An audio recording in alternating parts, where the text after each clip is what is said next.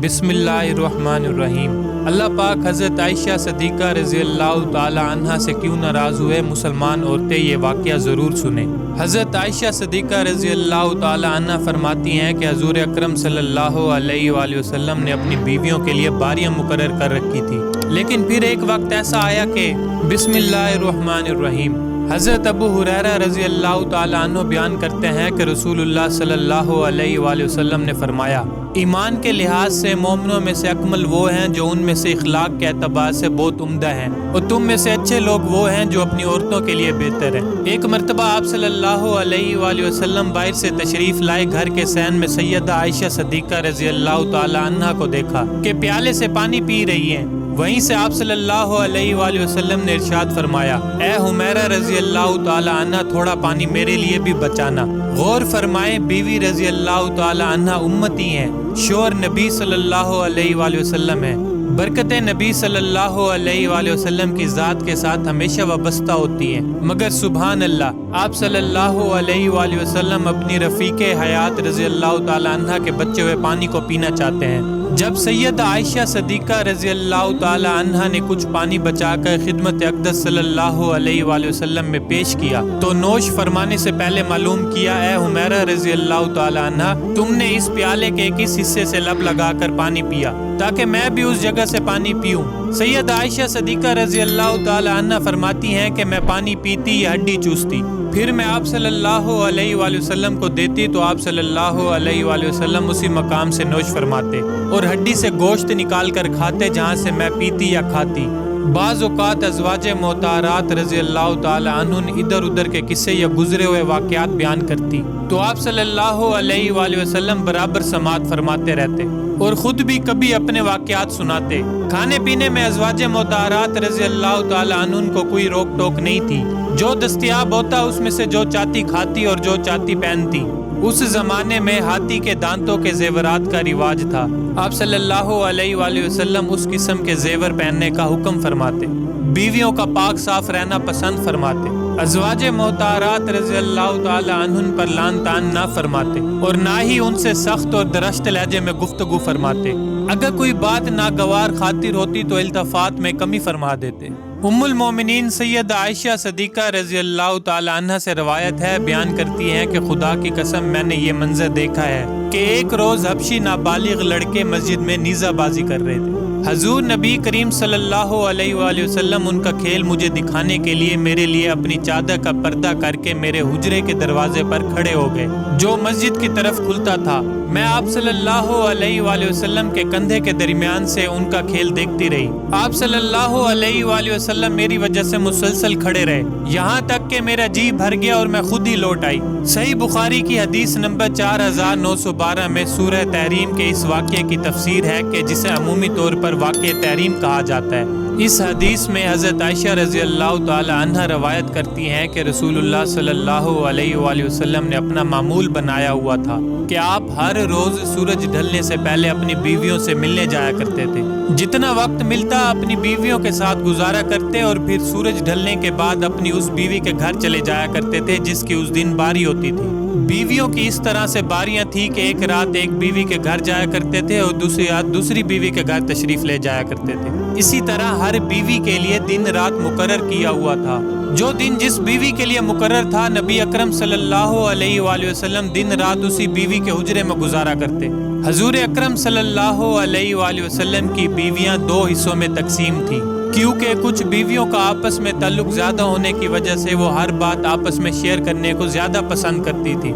एक हिस्से में हज़रत आयशा, हज़रत सौदा, हज़रत हफ्सा, हज़रत उम्मे सलमा रज़ी अल्लाह ताला अन्हुमा और दूसरी टोली में हज़रत ज़ैनब बिन्त हजश और बाकी सारी बीवियां शामिल थीं। हज़रत मोहम्मद सल्लल्लाहु अलैहि वसल्लम रोज़ाना मामूल के मुताबिक अपनी बीवियों के घर जाते और आखिर में उस बीवी के घर चले जाते जहाँ रात रुकना होता। एक वक्त ऐसा आया कि नबी करीम सल्लल्लाहु अलैहि वसल्लम हज़रत ज़ैनब बिन्त हजश रज़ी अल्लाह ताला अन्हुमा के घर ज़्यादा वक्त गुजारने लगे तो दूसरी बीवियों ने महसूस किया कि नबी अकरम सल्लल्लाहु अलैहि वसल्लम हमारी निस्बत हज़रत ज़ैनब के पास ज़्यादा वक्त गुजारते हैं। ایک دن سب اکٹھی ہوئی اور ایک دوسرے سے معلوم کرنے لگی کہ کیا وجہ ہے کہ نبی اکرم صلی اللہ علیہ وآلہ وسلم حضرت زینب کے گھر زیادہ وقت گزارتے ہیں۔ تو معلوم ہوا کہ حضرت زینب رضی اللہ تعالی عنہ کے گھر کسی رشتہ دار نے شاید تحفہ بھیجا ہے، اور حضرت زینب رضی اللہ تعالی عنہ وہ تحفہ روزانہ حضور اکرم صلی اللہ علیہ وآلہ وسلم کی خدمت میں پیش کرتی ہیں، جو کہ نبی اکرم صلی اللہ علیہ وآلہ وسلم کو شاید بہت زیادہ پسند ہے۔ اس شہد کو مزے مزے سے پینے میں نبی اکرم صلی اللہ علیہ وآلہ وسلم زیادہ وقت لگا دیتے تھے۔ اسی وجہ سے حضرت محمد صلی اللہ علیہ وآلہ وسلم کا زیادہ وقت حضرت زینب کے گھر گزرتا رہا۔ حضرت عائشہ رضی اللہ تعالی عنہ، حضرت سودا رضی اللہ تعالی عنہ اور حضرت حفصہ رضی اللہ تعالی عنہ کے پاس تشریف لائیں اور فرمانے لگی کہ حضرت محمد صلی اللہ علیہ وآلہ وسلم حضرت زینب کے گھر زیادہ وقت لگا دیتے ہیں، اسی وجہ سے ہم نبی اکرم صلی اللہ علیہ وآلہ وسلم کے وقت سے محروم رہ جاتی ہیں۔ کوئی ایسی بات بتاؤ جس کی وجہ سے محمد صلی اللہ علیہ وآلہ وسلم حضرت زینب کے گھر وقت کم دیا کریں۔ انہوں نے آپس میں یہ سوچا کہ جب نبی اکرم صلی اللہ علیہ وآلہ وسلم ہمارے پاس آئیں گے تو ہم سب نبی اکرم صلی اللہ علیہ وآلہ وسلم سے ایک ہی بات کہیں گے کہ اے حضور آپ کہاں تھے، اتنی دیر ہو گئی، ہم آپ صلی اللہ علیہ وآلہ وسلم کا انتظار کر رہی تھی۔ جب نبی اکرم صلی اللہ علیہ وآلہ وسلم اس کا جواب دیں گے تو ہم سب یہ کہیں گے، اے اللہ کے نبی آپ صلی اللہ علیہ وآلہ وسلم سے مغفیر کے پھول کی بو آ رہی ہے، ایسا لگ رہا ہے کہ آپ مغفر کے پھولوں کا رس پی کر آئے ہیں۔ اور نبی کریم صلی اللہ علیہ وآلہ وسلم کی یہ عادت تھی کہ آپ کو کسی قسم کی بو بالکل پسند نہ تھی، آپ سے ہمیشہ خوشبو ہی آیا کرتی تھی۔ جب نبی اکرم صلی اللہ علیہ وآلہ وسلم حضرت حفصہ رضی اللہ تعالی عنہ کے پاس تشریف لائے تو انہوں نے پوچھا، اے اللہ کے نبی آج کافی دیر سے آئے ہیں، سب ٹھیک تو ہے؟ اس کا جواب دیتے نبی کریم صلی اللہ علیہ وآلہ وسلم نے فرمایا، میں زینب کے گھر سے شہد پی کر آ رہا ہوں۔ حضرت عائشہ، حضرت سودا، حضرت حفصہ اور ام سلمہ رضی اللہ تعالی عنہما نے نبی اکرم صلی اللہ علیہ وآلہ وسلم کو کہا، اے اللہ کے نبی آپ صلی اللہ علیہ وآلہ وسلم کے منہ مبارک سے مغفیر کے پھولوں کی بو آ رہی ہے۔ ان کو معلوم تھا کہ نبی اکرم صلی اللہ علیہ وآلہ وسلم ذرا سی بو کو بھی پسند نہیں کرتے، وہ کسی ایسی چیز کے پاس نہیں جاتے جس سے ذرا سی بھی بو آنے کا اندیشہ ہو۔ چنانچہ حضور اکرم صلی اللہ علیہ وآلہ وسلم سب سے آخر میں حضرت حفصہ رضی اللہ تعالی عنہ کے پاس پہنچے۔ جب انہوں نے بھی یہی کہا کہ آپ سے مغفیر کی بو آ رہی ہے تو حضرت محمد صلی اللہ علیہ وآلہ وسلم نے حضرت حفصہ رضی اللہ تعالی عنہ کے سامنے قسم کھا کر فرمایا کہ آج کے بعد میں کبھی شہد استعمال نہیں کروں گا۔ یہ بات کرتے ہوئے نبی اکرم صلی اللہ علیہ وآلہ وسلم نے حضرت حفصہ رضی اللہ تعالی عنہ کو فرمایا کہ جو میں نے قسم کھائی ہے اس کے بارے میں کسی کو مت بتانا، چونکہ نبی کریم صلی اللہ علیہ وآلہ وسلم ان ازواج کا مقصد سمجھ گئے تھے، اسی لیے آپ نے قسم کھا لی کہ آپ نہ صرف حضرت زینب بنت حجج سے بلکہ عام طور پر بھی شہد نہ نوش فرمائیں گے۔ قسم کے متعلق کسی سے بھی ذکر نہ کرنا، لیکن حضرت حفصہ رضی اللہ تعالی عنہ نے یہ بات حضرت عائشہ رضی اللہ تعالی عنہ کو بتا دی۔ حضرت محمد صلی اللہ علیہ وآلہ وسلم کے اس راز کو بیان کرتے ہوئے اللہ تعالیٰ نے سورہ تحریم میں فرمایا، جو قرآن پاک کے 28ویں پارے میں ہے، جس کا ترجمہ یوں ہے، اے نبی آپ اس چیز کو اپنے لیے کیوں حرام کر رہے ہیں جس چیز کو اللہ نے حلال کی ہے؟ شہد ایک حلال چیز ہے، آپ صلی اللہ علیہ وآلہ وسلم نے اپنی بیویوں کو خوش کرنے کے لیے شہد کو حرام کر لیا ہے۔ اللہ تعالیٰ بخشنے والا ہے، اس قسم کا کفارہ آپ کے لیے مقرر کر دیا ہے۔ پھر اللہ تعالیٰ نے حضرت حفصہ رضی اللہ تعالی عنہ کا، جنہوں نے جو راز حضرت عائشہ رضی اللہ تعالی عنہ کو بتایا تھا، اس کے بارے میں اشارہ کیا۔ حضرت محمد صلی اللہ علیہ وآلہ وسلم نے حضرت حفصہ سے کہا کہ تم نے میری قسم کے بارے میں حضرت عائشہ کو کیوں بتایا؟ میں نے تو تم سے کہا تھا کہ یہ راز کی بات ہے، میرے اور تمہارے درمیان میں ہی رہے، پر آپ نے یہ راز نہیں رہنے دیا۔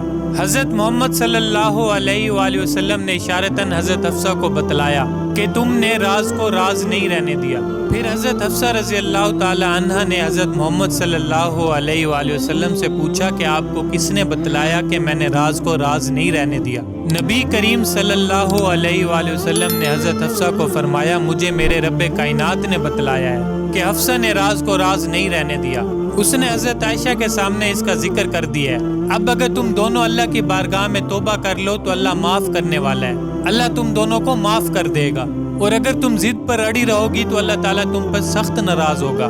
اللہ تعالیٰ اور اس کے فرشتے میرے مددگار ہیں۔ سورہ تحریم 1-5 میں اللہ پاک اس واقعے کو یوں فرماتے ہیں، اور یاد کرو جب نبی نے اپنی بعض عورتوں سے ایک پوشیدہ بات کہی، بس جب اس نے اس بات کی خبر دی اور اللہ نے اپنے نبی کو اس بات پر آگاہ کر دیا تو نبی نے تھوڑی سی بات تو بتا دی اور تھوڑی سی ٹال گئے۔ تو پھر جب نبی صلی اللہ علیہ وآلہ وسلم نے اپنی اس بیوی کو یہ بات بتائی تو وہ کہنے لگی، اس کی خبر آپ کو کس نے دی؟ کہا، سب جاننے والے، پوری خبر رکھنے والے اللہ نے مجھے یہ بتلایا ہے۔ اے نبی کی دونوں بیویاں، اگر تم دونوں اللہ کے سامنے توبہ کر لو تو بہتر ہے، یقیناً تمہارے دل جھک پڑیں گے، اور اگر تم نبی کے خلاف ایک دوسرے کی مدد کرو گی بس یقیناً اس کا کارساز اللہ ہے، اور جبرائیل ہیں اور نیک اہل ایمان اور ان کے علاوہ فرشتے بھی مدد کرنے والے ہیں۔ اس کے بعد حضرت حفصہ اور حضرت عائشہ رضی اللہ تعالی عنہما نے اپنی غلطی تسلیم کرتے ہوئے اللہ پاک سے توبہ کی، اور پھر اللہ کے نبی نے اپنی قسم کا کفارہ ادا کیا۔ اگر یہ کوئی عام بندہ بات کہہ دیتا تو اس کا کسی بھی قسم کا کوئی فرق نہ پڑتا، لیکن نبی کریم صلی اللہ علیہ وآلہ وسلم تو اللہ کے نبی ہیں، ان کی ہر ایک بات منہ سے نکلی ہوئی سچ اور حق ہوتی ہے۔ اگر اللہ پاک نبی کی اس قسم پر کفارہ مقرر نہ کرتے تو یہ رہتی دنیا تک شاید پینا منع فرما دیا جاتا۔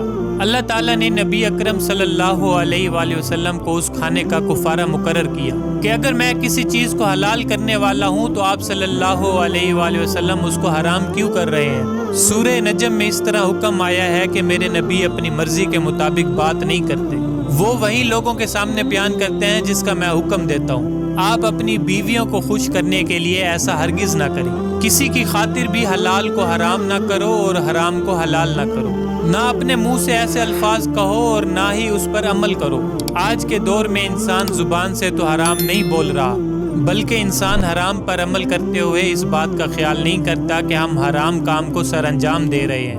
آج کل ہمارے نزدیک حرام نام کی تو کوئی چیز ہی نہیں ہے، ہم گناہ کرتے ہوئے محسوس ہی نہیں کرتے کہ ہم گناہ کر رہے ہیں۔ اللہ پاک سے دعا ہے کہ اللہ تعالی ہمیں نیک کام کرنے اور برائیوں سے دور رہنے کی توفیق عطا فرمائے، ہمیں نبی کریم صلی اللہ علیہ وآلہ وسلم اور ان کی پاک آل سے بے پناہ محبت عطا فرمائے، آمین۔